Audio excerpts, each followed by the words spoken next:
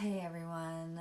There is a topic that has been simmering in my spirit recently, and I'm working on an article for it. Shout out to Girl Talk headquarters, which is where the article will be posted.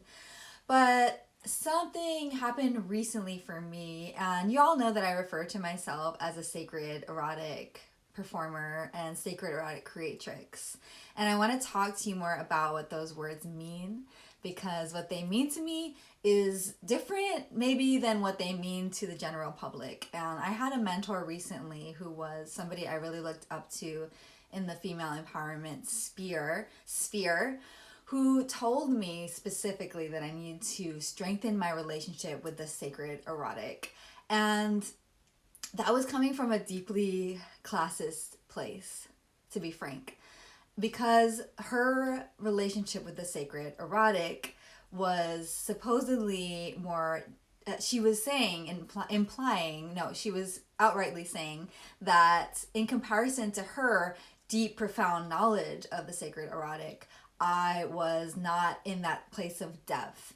And it really revealed to me a very patriarchal way of looking at the sacred, which I realized was kind of the way most people interact with the word sacred.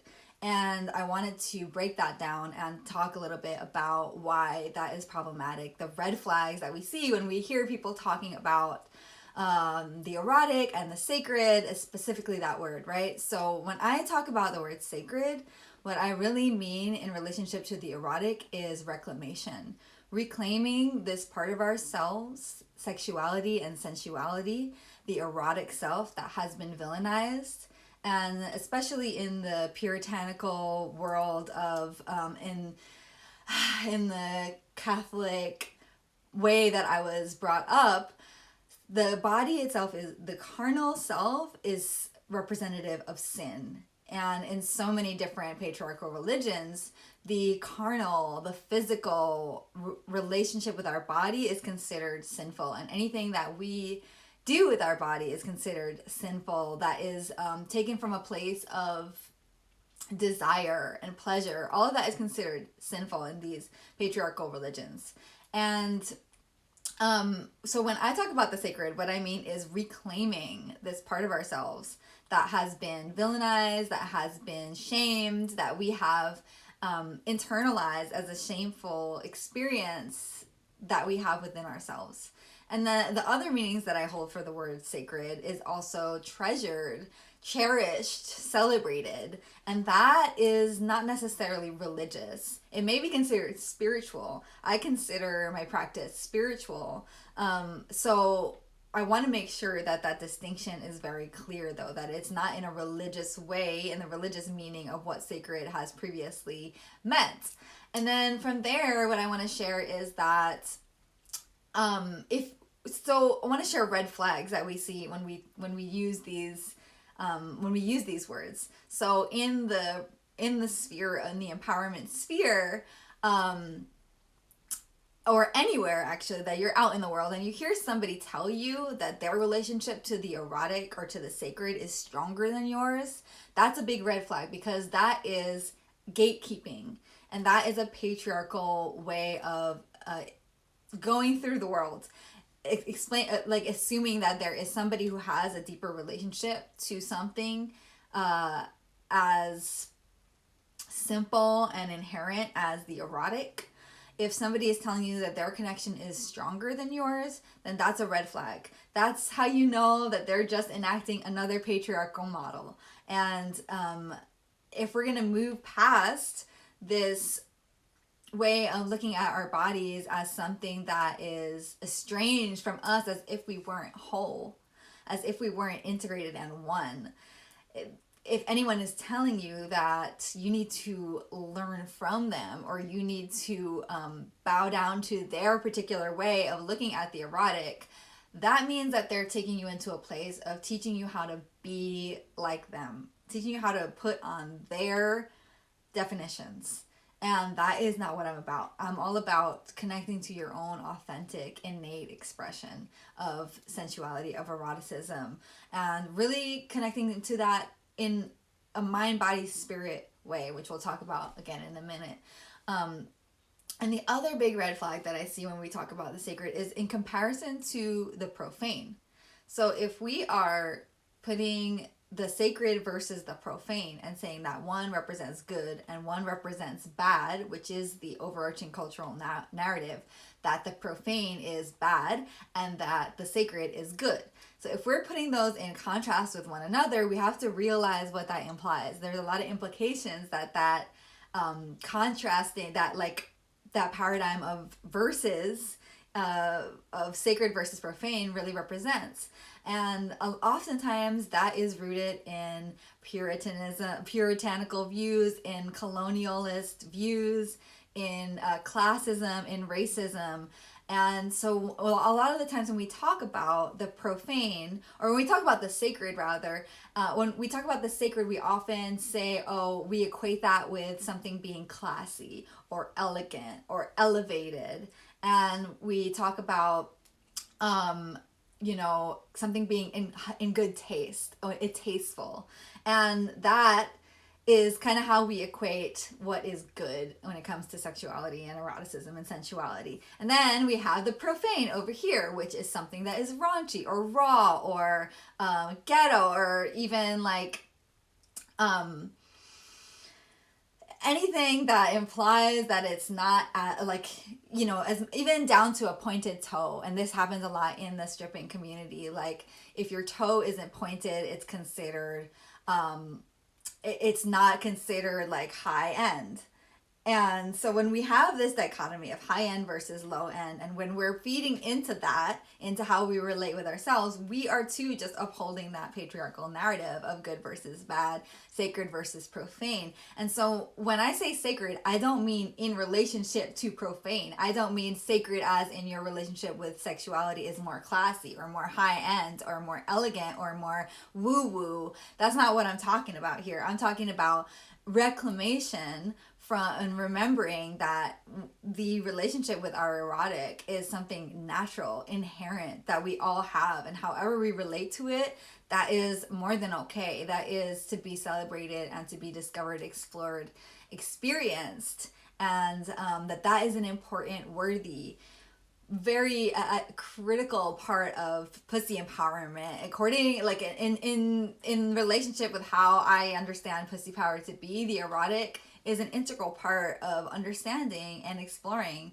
this part of ourselves and our power, right? Because if we cut off one part of ourselves, which through the Catholic Church and through this narrative that we've upholding, women have been castrating ourselves metaphorically for a very long time, or not ourselves perhaps. We have been taught and we have been raised to treat this part of ourselves as if it doesn't exist, to put it in the back seat, put it on the back burner, that it's not important. And in the process of reclamation and coming back into our wholeness, we awaken this whole part of ourselves, which obviously is powerful, has the ability to create life, has the ability to experience immense amounts of pleasure and spur creativity. And so when it comes to my pussy empowered approach to the sacred erotic, arousing the sacred erotic, which is what I'm devoting the month of May to in my membership program, it is about it's always about mind, body, spirit, emotion for me and in my approach, right? So if there's a part of yourself that is disconnected from your pussy, from your erotic nature, be that your mind, for example, if your mind is still telling you these old stories and still stuck in that old paradigm narrative, then most likely that is affecting the other areas of yourself, body, spirit. If everything's not on board and in alignment with how you're feeling as an erotic being, then most likely there is going to be this disconnect or this blockage. And So when I teach about the sacred erotic, I teach from a mind, body, spirit, emotion perspective, so that each part of you gets to experience what the erotic is with tools and rituals and discussion and movement, so that all parts of yourself are getting on board and going in the same direction. And that is really when you're in alignment, when these different parts of yourself, mind, body, spirit, are talking the same language, and one of them isn't saying, oh, but actually moving your hips that way is like something my mom would really be disapproving of, or something that the church I grew up in would have, made me go to confession for. If there's still those parts of you that are stuck holding on to these old narratives, then the connection that you have with your pussy and your eroticism there's gonna be a disconnect somewhere. And so when we come back and put all our attention and intention into the conversation of arousing the sacred erotic, then we get to experience the growth that happens when all of us gets on board and we're all moving in the same direction of reclaiming this part of ourselves. So that's what I'm talking about when I'm talking about the sacred erotic. And in every year for the last 3 years, for the last 2 years, this will be the third year, I have been running an email course about arousing the sacred erotic, and in honor of Beltane, the spring pagan festival of spring awakening and fertility. Now, I'm actually not very excited about the idea of Beltane at the moment in the name of decolonizing my own pussy empowerment practice. Beltane, being a European pagan holiday, is not necessarily resonating with me to the same degree that it was before, right? I do have ancestry from Europe, but the most recent ancestry I have is from the Caribbean, is from Panama, is from Mexico, and in these places, colonization is real, right? So what I'm looking to reclaim is not necessarily these pagan Eurocentric festivities and approaches. So I am no longer really centering it around Beltane. I'm really centering it about spring awakening and fertility. Spring is a season of fertility, as you see the flowers in bloom and things coming to life.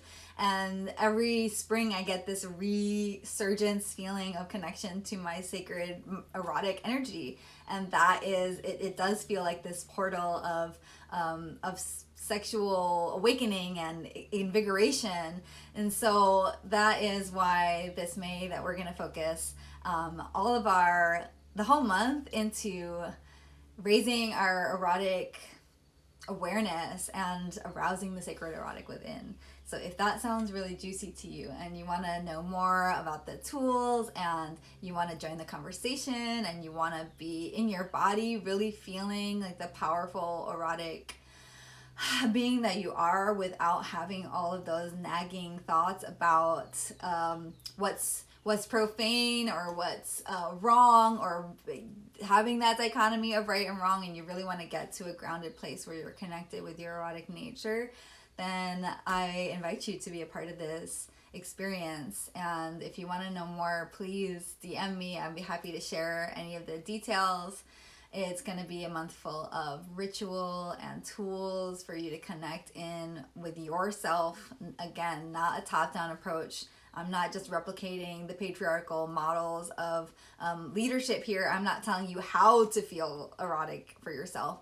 I'm giving you the tools to come home to yourself in your own authentic expression and innate expression, because we are erotic beings. And it's just as natural as the flowers that bloom in the spring. So thank you so much for tuning in today. If you want to hear more of this, please listen from the beginning. I'm going to post it on my feed. And again, there's going to be an article coming on Girl Talk headquarters soon about this theme of the sacred versus the profane, and the importance of a reclamation of our erotic nature.